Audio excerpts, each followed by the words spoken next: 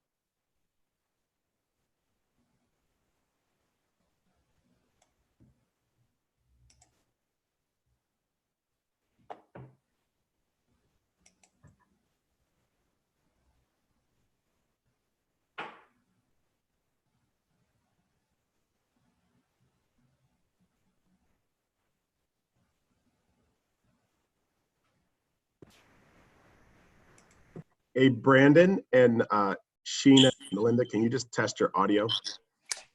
Good morning, everyone. Okay, great. Sheena, how's your audio there, Sheena? Can you hear me? Yeah, great. And Melinda? Yay. Can you hear me? Yeah, great. Awesome. We're going to get started in a minute, okay? Thanks, everyone, for joining us. Thanks.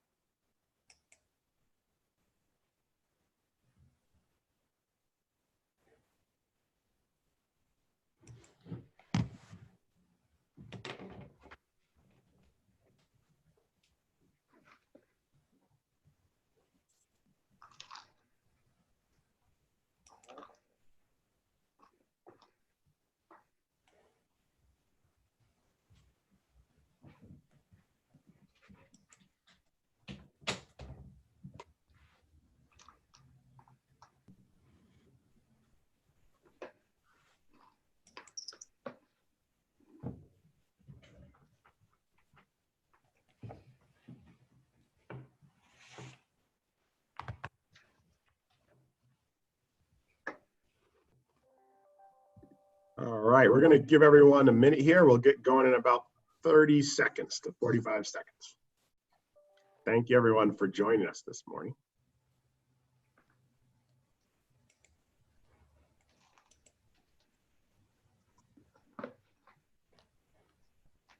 Good morning, everyone. Morning. Morning. Morning. Morning. Good morning. Good morning.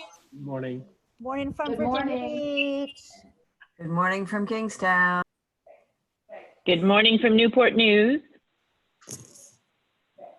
Good morning from Manassas. Good morning from Tyson's.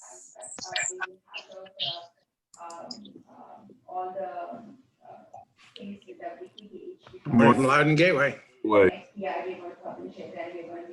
right, we're going to get started. So I'm going to ask everybody if you could please mute your line. There'll be an opportunity for you to ask questions, but so just figure out how to work that awesome mute button on the Zoom so that we can hear our wonderful moderator and panelists today. I'm going to be flipping out of doing just a little screen share. So we'll do a little screen share just to kick it off. Excited today to have the second of our conversations about the West Virginia Regional Playbook. I think we are welcoming a number of different agents from the region and leadership, as well as folks, some guests from outside of KW and some folks from other regions as well. So it's great to have everyone together. If everyone could just mute their phone as you get on, that would be great. My mute police will probably keep us going there on the chat box. So we're going to get started and start rolling. This is part of something that we have been doing here for the last couple of weeks in the West Virginia region and in Keller Williams Capital Properties, which is sharing virtual education and conversation about how real estate agents can thrive during these really interesting times. If just mute your phone, mute your button if you're on there. So this is part 2 of a 3-part series. And one of the things that we came up with as we moved into this conversation was a sense that we needed to have a path forward. And I think in times like this, I wanted to bring us back to this Richard Branson quote that says, "Every success story is a tale of constant adaptation, revision, and change." Every success story is a tale of constant adaptation, revision, and change. And we're definitely in a time of adaptation, revision, and change. And I think those of us who are able to navigate that best will succeed the best, and we do that together. And so it's excited to be with all of you on this journey as we move along.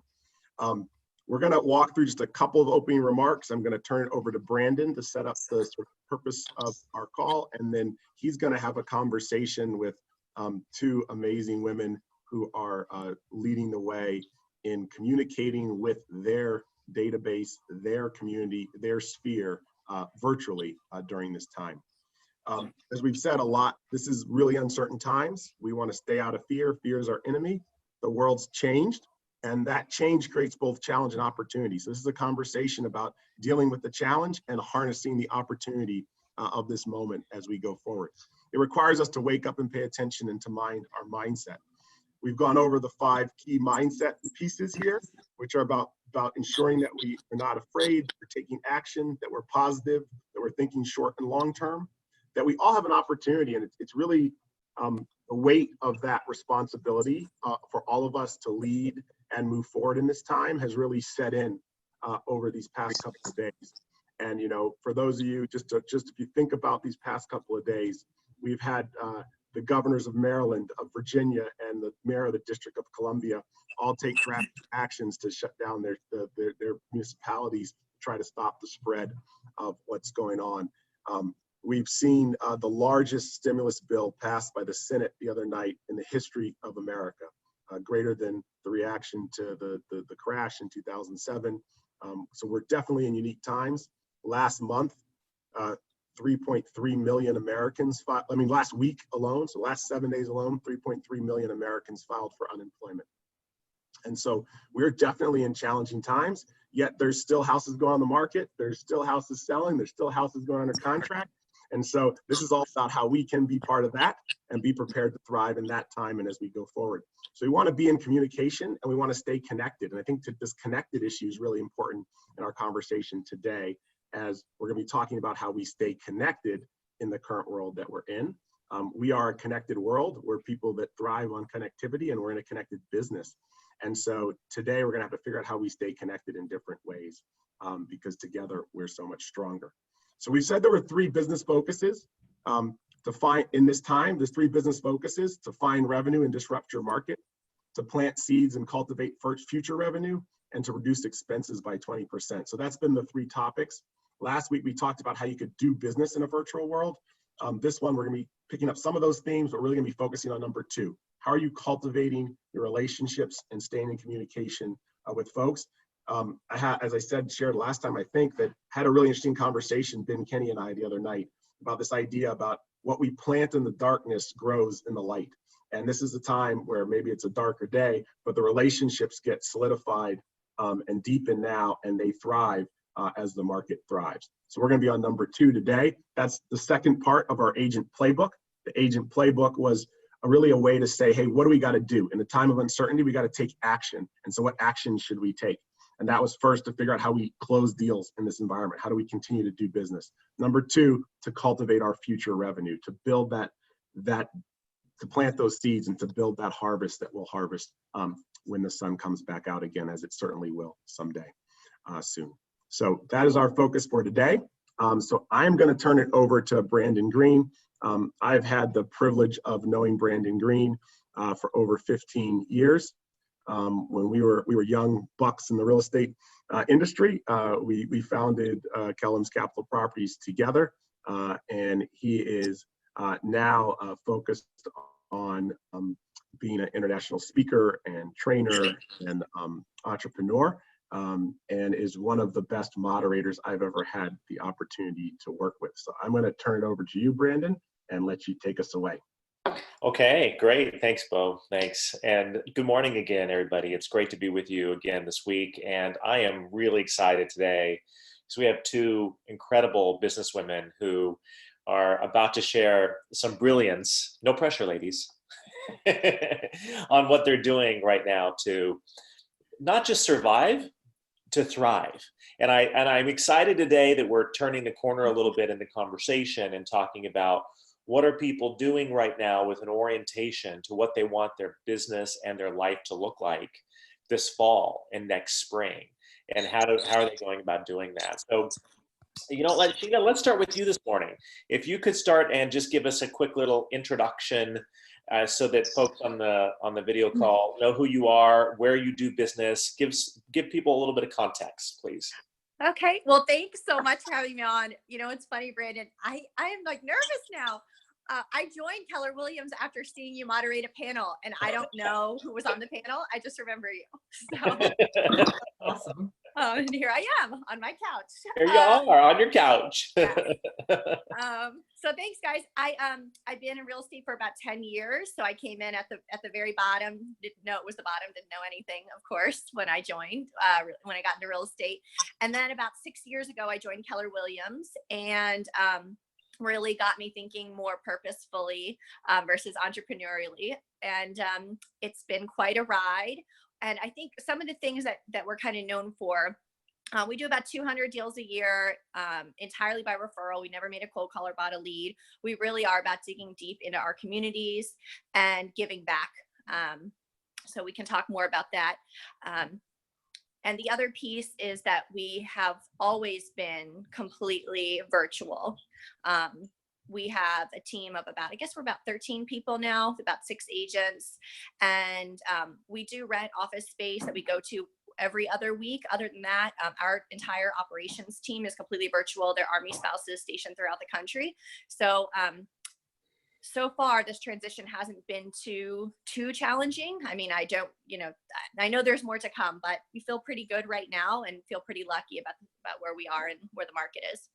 So let's talk about relationships and a little bit about the future and this idea of doing things now that will benefit you and your business later this year or even next year. How are you thinking about that right now in the environment we're in? And And have you made any adaptations to what you're doing, or is it business as usual? Or tell me a little bit more about that. I would say somewhat it's business as usual. We have really focused on relationships. That's been our number one thing at all times. When I talk about prospecting, I like to say, don't focus on finding buyers and sellers. I say, focus on human beings to whom you can give value. So that really opens up your opportunity if you are looking for opportunity to grow your network. If you're just simply always looking for people to give value to, you're starting to create something where you're bringing people into your world. You're helping them learn about you, how they can trust you. They love you. When it's time for them to do real estate business, they're going to call you. So that's, yep. How do you do that exactly, right? Do you sit there on Monday morning and you're like, how do I give value this week? Is it ad hoc just because it's a natural part of your personality, or is it more strategic and structured? And give us some examples if you could, please. Yeah, I would say part of it's just natural. I'm just super extroverted, and I came from a military family, where they were always giving back. They were always thinking of ways to do something for the community. So I will say I had that privilege and was conditioned that way. But being more, when the business grows and you have a large network and you want to keep expanding that, I have almost 5,000 Facebook friends. So I have to keep, and that was strategic. So I'll talk a little bit more about the strategy, but what I'll say before I say that is, we have obviously agents in our team and have different personality types. And so we have taught them how to do this as well. So it's something that can be learned, and it's just a habits you have to create, good habits. Yeah, go ahead. I think you're about to get into it. Give us some specifics. Give us some examples if you could, please. Yep. So every morning I wake up and I go through my timeline. And I see, not my timeline, I go through my news feed and I look to see what people are talking about. And I like, and I comment, and I like, and I comment. And there's no 5 or 10 or 20 rule. Every single person who I think is putting positive stuff out there, or there's some kind of life change, I'm going to make note of it. So starting those conversations and connections with people. I do that about 6 times a day.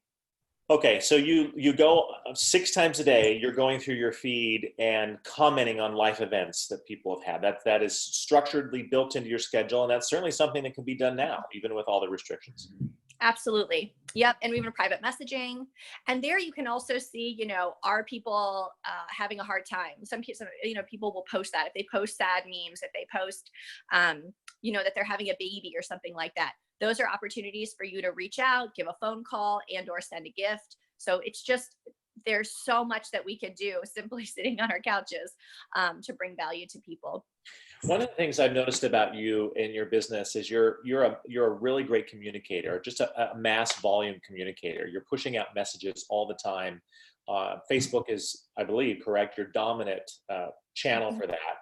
How do you find the right tone right now, right? Because there's a lot of, I know I've sort of been thinking a lot about this, that there's both energy from the opportunities that are being created as a result of now. At the same time, how do you be sensitive to the fact a lot of people are really in pain and scared and fearful? And sometimes if you sort of send out an opportunistic or a sales-oriented message, it can fall flat in this environment. How are you calibrating that as someone who's really brilliant around messaging? Well, thank you.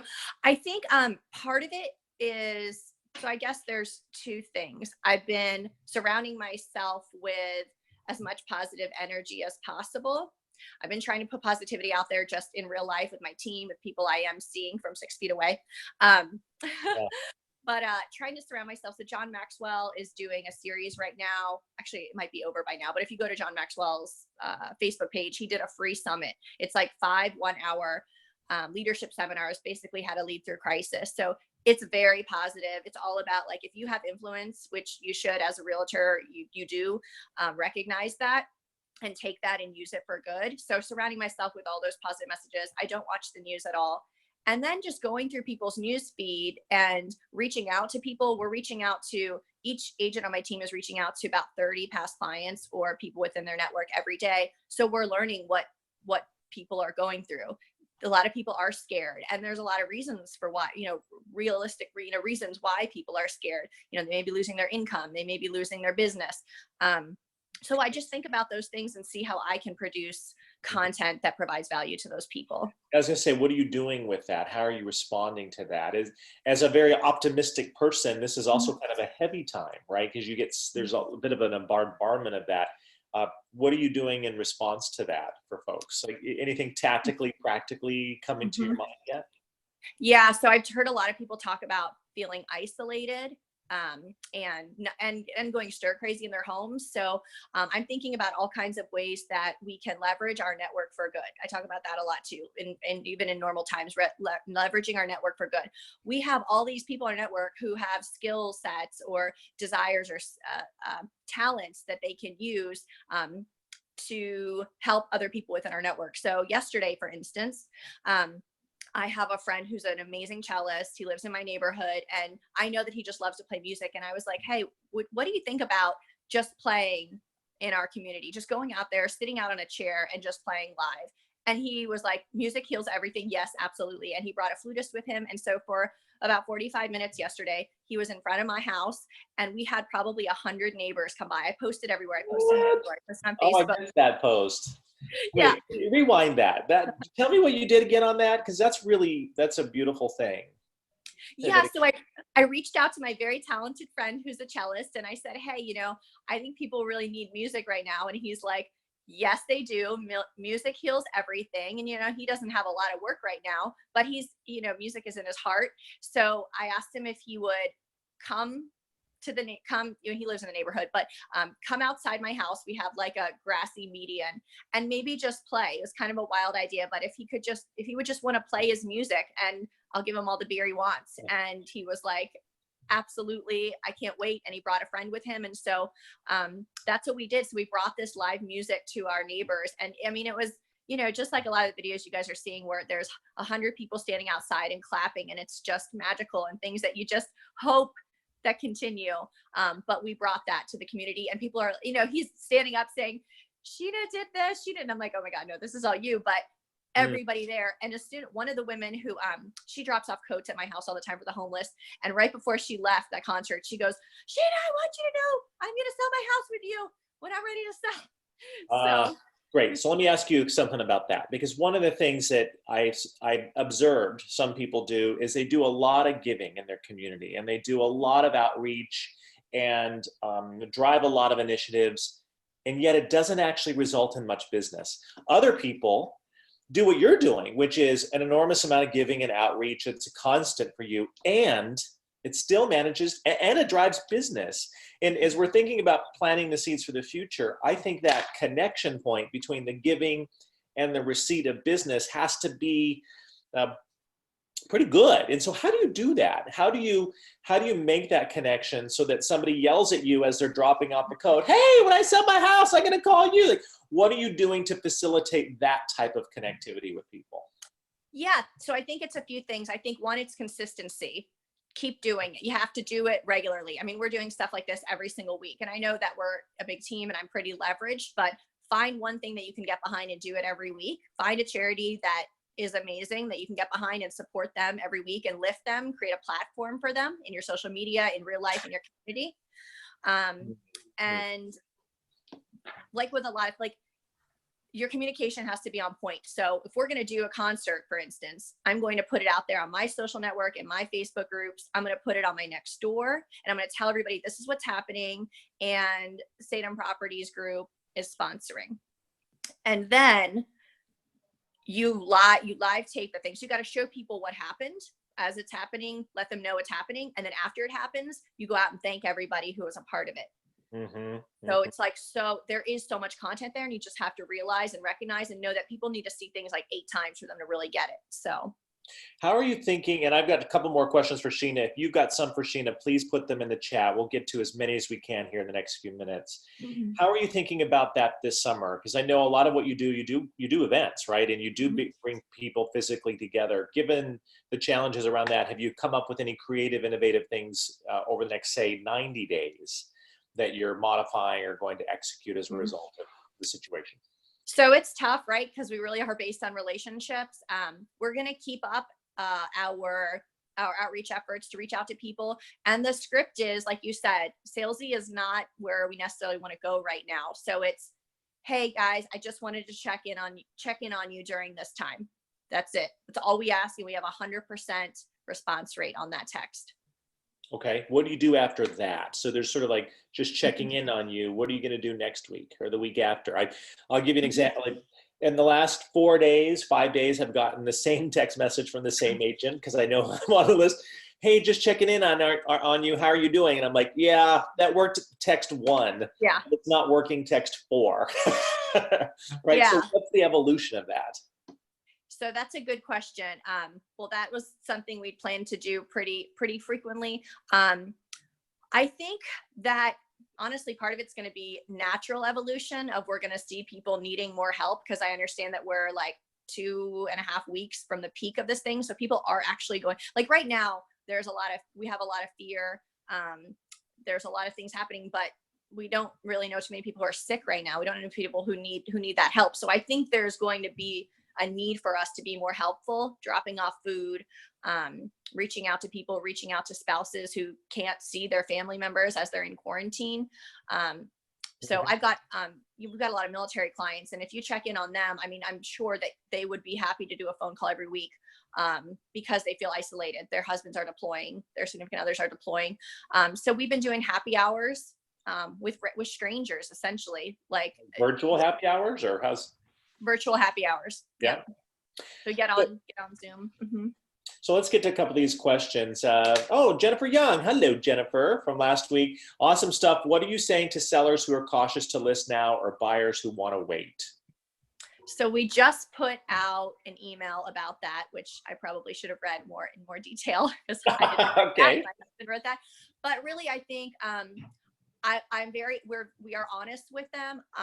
The way we see the market right now is the buyers who are out there are extremely motivated. And so we think it's a great time right now. Interest rates are so low. Buyers are home right now, and they're looking through hot properties. People are going stir crazy. Yeah. So it is a great time. That's what we're seeing, and that's what we're telling people. So that's great for sellers. And as for buyers, there's a lot more inventory on the market right now. So now's the time. Once again, interest rates are low, and we're able to do things, to take precautions with doing everything virtual. So that's what we're telling them.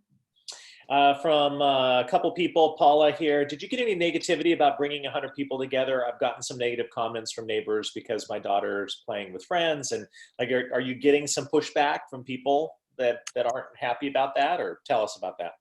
We don't. I think, I don't know if the person who asked is in Virginia, but I do feel like everyone's like a few days behind each other. And I feel like 3 weeks ago so I'll say for what we did, no, because we just told people to pull up into your car.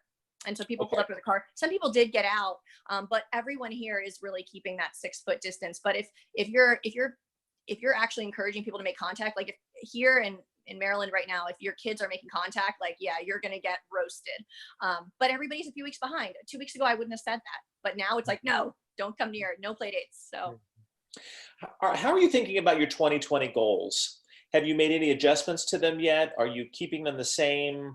It hasn't come up yet. Like, tell us about how you're projecting now the rest of the year, given where we are. Mm-hmm. I have not adjusted at all. I think that this represents a big opportunity. One of the things that we said to our team was, we talk so much. I mean, we're guilty of it ourselves. Hot market. It's a hot market right now because, we have low inventory and sellers are selling so quickly. And we're getting, average yield on list is so high. But really, we're trying to change the conversation because it's not that the market is going down. Like if the market stops, that's an issue. But right now, even if what we think is going to come true, where we're going to go more into a balanced market, if there's still properties available, there's still transactions happening, we're just going to a buyer's market. So it's still a hot market. So we're trying to talk about more sellers markets and buyers markets and balanced markets now, as opposed to hot and cold or slowing down, because wherever there is movement, there is opportunity. So post any final questions you have for Sheena. Let me tell you what I'm hearing so far, Sheena, and I think it's really brilliant. You said something about leverage your network for good. That really is sticking with me this morning. And you've always done that really well. And I think this is an elevated opportunity for all of us to think about that, whether it's the musician in your network who can just go on their porch and play some music or whatever that might be, is how can we leverage our network for good. The other thing, though, I want to really make sure I point out is a lot of people are going to do a lot of good right now. And that isn't necessarily going to translate into any business or much business for them next fall. The key, which you mentioned here, is the consistency in which you're deploying it. So it seems to me that this could be an opportunity for all of us to increase our consistency around reach outs and business development. I might step back and say, everything you said you're doing here is probably stuff we should be doing all the time, right? So just that opportunity to dive into some consistency is sticking with me.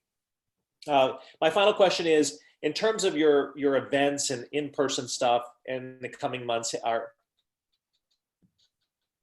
you thinking about modding that to going all virtual for a period of time, or you haven't gotten that far? Tell us a little bit about that. I feel like some of it's just day-to-day planning. I think the stuff for the fall, we're still planning to do. Okay. Yeah, so. Okay, so the fall stuff still on the books. It's really, we're taking it day by day, month by month, and sort of looking at that horizon and really focused on activity every day. I guess one final question: do you have an activity level number for your team that you hold them able to around how many contacts or reach outs, or what does that look like? Yeah, they're supposed to post on social media at least 10 times a week. Okay. So, and then all of them have Facebook groups, so they are to post in their Facebook groups 5 times a week. And then what else do we have? And then 75 contacts reach outs, and that includes text messaging. It includes reaching out to people on Facebook. So we're just doubling down on that stuff. And I will throw out there one more thing. We're talking about consistency and this being an opportunity and thinking about how we can't really get together to do some of the fun stuff, but we've got our shower truck, so that sort of makes things easy if there's at least a base there for doing good. But if things stay the way that they are, look for opportunities to bring your network together to do good. So like if they're collecting food for kids who don't have food, or anything like that, that is a great reach out. That is a way to bring people together. Maybe they're just dropping stuff off, but it's not a, hey, how are you doing every single week? There's more value to it. Thank you. So if people want to reach out to you, how do they find you? What's the best way to do that? I would say to text me. That's probably the easiest way. And I can give you my number. It's 202-476-9463. I have like 800 Facebook friends. In chat there. 202-476-9463. Yep. Okay. Sheena, thank you. Really, really appreciate that. Give her a virtual clap. Yay, Sheena. Thank you. Guys. All right, thank you. Melinda, we're moving on to you. Good morning. Good morning. Thanks for having me. Oh, thank you for being here. Really appreciate it. So let's start similar to Sheena. Give us some context. Who are you? Where are you operating? Give us a sense of your business. Yep. I've been a real estate agent for 17 years this May. I would say that probably for the first 12 or 13 years of that, I just had a job and kind of took it as it comes. And I joined Keller Williams just over 4 years ago and have made incredible changes, gone from that E to P, and run a very small and growing team in Falls Church. Okay. I'm also an investor in Falls Church, Fredericksburg, and Kingstown offices. And really focus on leading with kindness and being very supportive of our local communities. I love it. I love it. So let's start with where we are right now. What are you doing? How are you thinking about, hey, I want to be in business this fall, so I've got to be doing something right now. Hey, tell us what you're doing and how you're processing the current situation. Totally. I mean, I think transparency is huge. So I think Sheena said it best. I'm just being really honest with our clients and really having these incredible, like heart-to-heart conversations with them in which we're really connecting over our own insecurities and fears and worries, but also coming together and talking about what we can do for each other and how we can help each other. And one of the things that was said in one of our little office happy hours the other day was, it's amazing how when you begin to reach out to people to demonstrate how you want to care for them or you're there for them, you set out to do that for them, but it ends up really lifting you up as an individual. So with every text or call that I make, I find my own heart feeling more full. I love that. What can you give us some specific examples of what you're doing, what you're saying, how you're reaching out to people? If I was to get a text from you, what might it say? Yeah, so I mean, it's really kind of gotten hyper focused because some of our clients that we're not an extraordinary contact with, we're still making those calls, we're still sending those texts, the how you doing, etc. But as we cycle through this database, we also have some people that we're a little more close with. And so those people are getting a different message. And that might be, how are you dealing with your anxiety about your son that's high risk? Or, how is your mom doing? I'm sure you're very concerned about her health. And so we're trying to tailor those messages as much as we can. We have a smaller database probably than Sheena's team, but that also is enabling us, the two of us, Jeff and I, to really stay in close contact with them. So for example, I texted a client the other day and said, hey, I just want to let you know, I know you said you were low on paper towels. There's some at Home Depot, Bounty. Do you want my husband to grab you some? Because he was there. I'll take you up on that. I was looking under the cabinet this morning. I'm like, oh, boy. Right? You're like, oh, I'm down to 2 rolls. So in turn, she then called me and said, hey, I found Clorox wipes. I just grabbed you a couple packs. I'm going to drop them off. And then she got my address and swung by and dropped them off. And for those of you that don't know, I do have a high-risk son who is very immunocompromised. And so the fact that this client was returning the favor and dropping it by, oh, by the way, I heard you're selling your house. It's beautiful. So it's been actually really fun to talk to some of them. And then it's been really hard to have had some conversations with clients that were tearful, and it felt good to be an ear for them and to feel those raw emotions and connect with them from that perspective as well. I love the fact that you're taking the opportunity now to be very hyper focused with key relationships. You're still touching the whole database, it sounds like, though there's some key relationships, people well, you're going even deeper with, and that's Absolutely. fantastic. Where does it go from here, right? So that's a natural reaction the last couple of weeks. Let's say that we're in this for the next several weeks. Right. What do you do? How do you evolve? It's sort of, we were saying earlier that after a while, it's like, okay, you touch in, how are you doing? And then what? Can't be the same message every time, sure. And people are going to feel you're insincere if you're really not looking to connect with them. If you're looking to just be like, hey, by the way, remember me? Me? So it starts to become about you. And so we certainly don't want that. And we are sincere.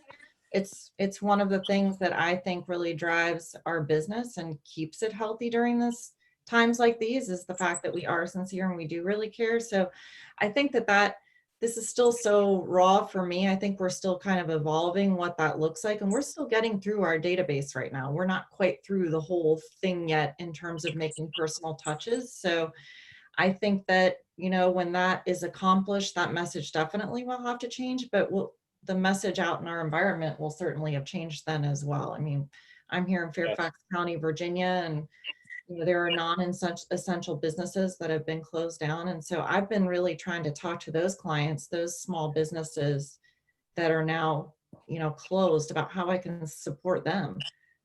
So I think the message has to keep evolving would be my answer. Agreed. Yeah, we have to be right on top of the message because everything is changing so much. By the way, if you have questions for Melinda, please post them and we'll start to get some good questions up. Melinda, how are you thinking about this conversation Sheena and I were just having, which is a lot of people are going to do good work right now, though that doesn't necessarily mean it's going to translate into business in Q3 or Q4 for them. And yet some people are going to do good work and they're going to get business in Q3 and Q4. So I could just tell from your energy, like you're a giver. And so how are you, and you're also an entrepreneur and businesswoman. Yeah. So how are you thinking about the connection between those things right now? Yeah, I mean, just like Sheena, the great majority of our business, about 80%, also comes from referrals. And so for us, we're trying to offer supportive information in addition to checking and making sure people are okay. In our social media outlets and our mass emails, we're also demonstrating to them what absorption rates look like and what what the daily market stats are now. And so we're not pushing our business on them at all by any means. We're not having sales like conversations, but we're providing that information as a service. Hey, are you curious? Here it is. Not, here's the information. Do you want to buy or sell? Instead, it's just, you're probably curious about this. So here it is and available to you if you want to know. And we're also providing some historical data about how recessions have affected the market as well. So again, we're not making any kind of sales pitch. We're just making that information available to them. And then we're also having, like I said, really real conversations with our clients. We had one client that was non-essential. She runs a massage therapy office and that was closed down. And so I actually cried with her on the phone about, you know, how this changes her future plans. And she said to me in that conversation, you've been so wonderful to me. You're always going to be my real estate agent. And we withdrew her listing from the market that day. I felt good about it because I was supporting what she needed at that time. That was the best thing for her. Yeah. You know, I'm hearing some things in here that are really brilliant. One is that let's look at it from a branding standpoint. Mhm. You're branding, what I'm hearing, two things. One, just a giving from the heart. Yep. And simultaneously, you're branding your real estate expertise. Sure. You're not selling either one of Nope. those. You're branding the giving and the expertise. And it seems to me that those two things in the same space might be what's really important right now in Right. terms of making sure that this connects on the back end. So for example, the absorption rates you're talking about, Sure. is that strategic on your part, or is that just sort of how you do it? Absolutely. I mean, I think there's nothing better than facts, right? So if we're showing that we're moving into an even market, or we're showing that we're still in a strong seller's market, whatever it is, we're providing that information to them so that they can ask for us to help them interpret it or support them if they're making a decision. And then the other communication too is that Mosaic Residential, our team is looking to support local charities as well. So for example, Jeff and I got an email this morning from a Falls Church charity, and they're looking to restock their pantry. So we'll be reaching out on behalf of our real estate. Our real estate team will be raising funds and canned goods and other pantry items to support that as well. So it's another way to kind of pull together. Yeah. And again, our sponsorship is there, and this is coming from our hearts and not just, hey, you know, hire us. Yeah. I think it sounds like, I'm imagining there'll be a lot of organizations that are going to need a lot of help. And so in the coming months, right, as the economic situation really sits in. And so our ability to leverage our network for that is a brilliant thing for giving and an opportunity. Let me ask you, how do you keep your head in the game? Right. So you just have this really heavy conversation with the client, and you're crying on the phone with her. How do you transition from that and keep moving forward without, because you're doing that at volume? How do you not let that completely, cause you to kind of curl up in a ball, because you got to keep moving forward? How are you compartmentalizing that? Yeah, that's a great question. I mean, I definitely, like I said, I mean, I shed some tears with her, and in a way, I think just wearing my heart on my sleeve like that. Anybody that knows me, anybody in any of our offices will tell you I wear my heart on my sleeve, but that is actually helping me to move through this as well, because it's making me not feel alone. And I'm grieving too for the life that I had 2 weeks ago, right? Oh, right. So, to be able to release those emotions and be real with people, that's the best thing of all. I mean, that is actually what keeps me moving forward, is they need me. And so I need to rise into that role of being able to support them. And I'm really lucky. I mean, just outside of my door here, my husband is my biggest cheerleader. And he and I, regroup a couple times a day, once early in the morning before the kids are up and we both exercised, and once in the evening when the kids have gone to bed, to just kind of break down what's going on around us. And that really helps me to keep moving forward, to just have his support, but also to know that my clients and our family and friends really need us, and I want to be there for them. And in turn, they're doing the exact same thing for me, without me ever needing to ask. So if you have questions for Melinda, make sure you post them in the chat and we'll get to them here in a minute. So planting seeds for the future, one of the things that we know is important is managing to a great daily routine. Yes. And all of our routines went, whoo, right? So, Yeah. I'm still struggling with that very much. I'm a terrible homeschooler, by the way. Oh my gosh. I should be fired immediately. I've seen some really fun pictures for people who are like, their kids are watching TV. I'm like, homeschool win. Anyway, so what is your daily routine looking like right now? And Yeah, I'm sure it's just as imperfect as everybody's, but how are you managing a daily routine? Yeah, we really had to work the kids in to our daily routine. So I've still been getting up early, and don't get me wrong, I've had those days when I hit the snooze button and said, oh heck, I'm staying in bed till 7 o'clock. Yes. But I did until 7? Did you say I'm staying in bed till 7? Yes. Linda, that's not very late. Okay, well, it is for me. I usually got up at 5 o'clock. So okay, all right. Okay. So what I've really been doing is trying to keep a schedule for everybody, and I posted it and I've said, this is the schedule, this is what time you're getting up, this is what time I'm getting up. And so everybody else is relying on mom to get out of bed and get it done. And just, so today, I mean, I set my alarm. I said, all right, I don't want to, but I know I'll have a better day. And I went down and exercised, had that peaceful cup of coffee alone, and pet the dogs, and then get my husband and the kids up to start their day as well. And yeah, I mean, keeping a schedule is huge right now, because if you stop lead generating, and right now our lead gen is just expressing care and kindness to those who really need it, and you need it too.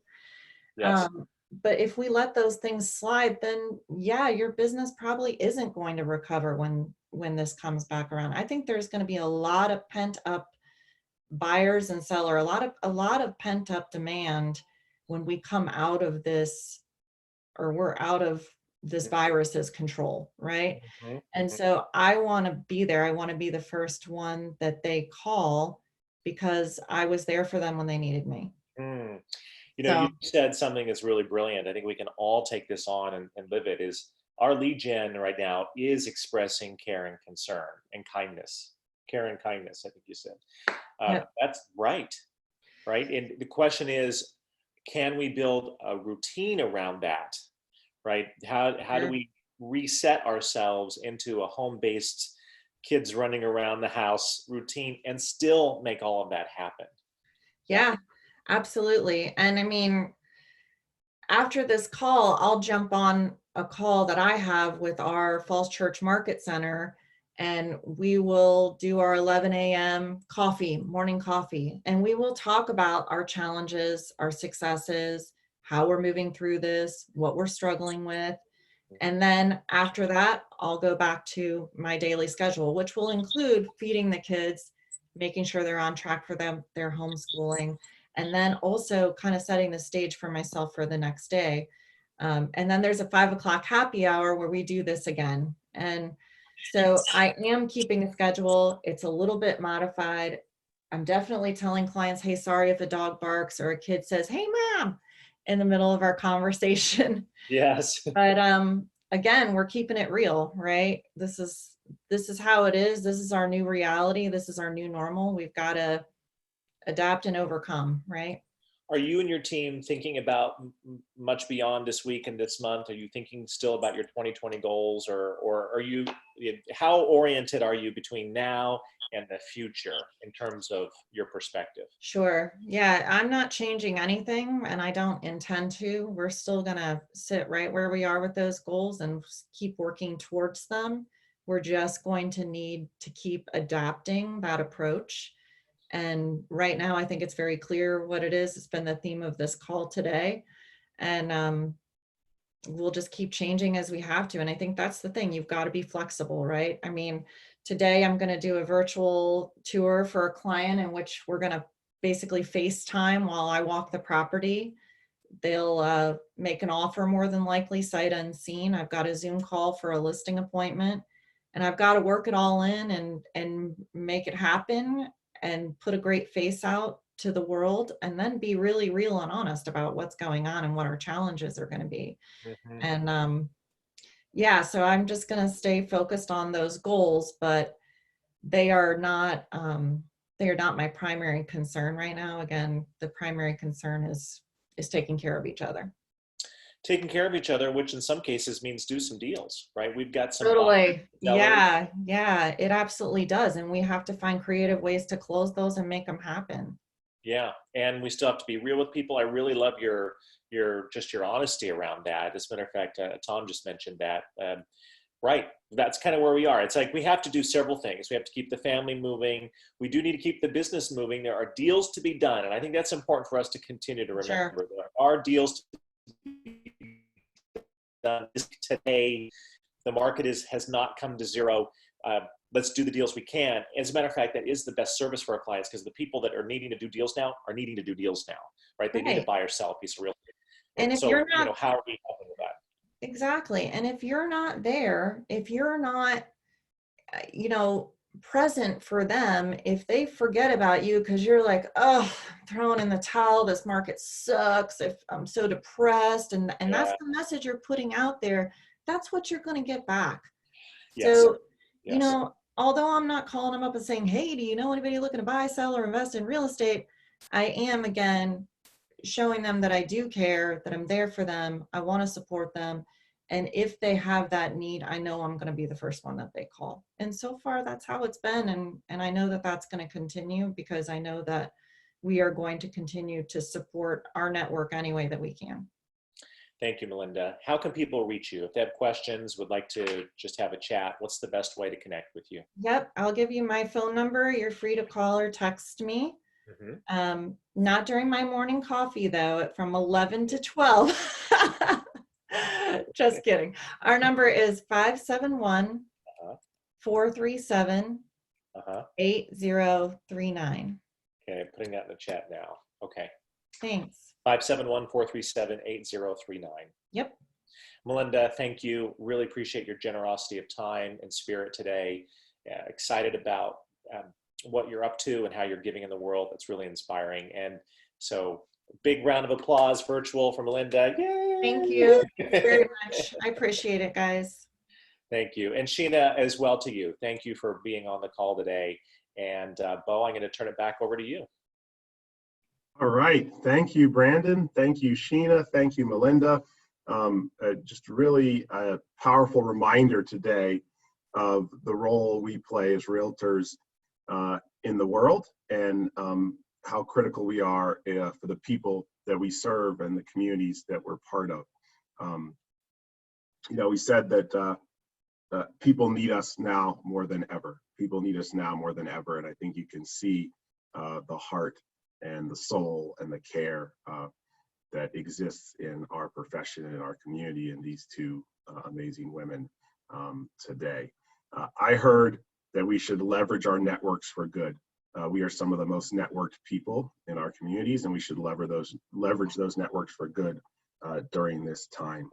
That we should express care and kindness and not be afraid to show our heart. I think everybody has a little bit of underlying, if not a little bit, a lot of underlying anxiety, and we're going through life now, putting our game face on, as Melinda said, but being able to tap into that deeper layer with the people that are in your network builds bonds that last forever. And I think there's an opportunity, I heard today, for us as realtors to be a beacon of support and light for the people that we come into contact with during these days.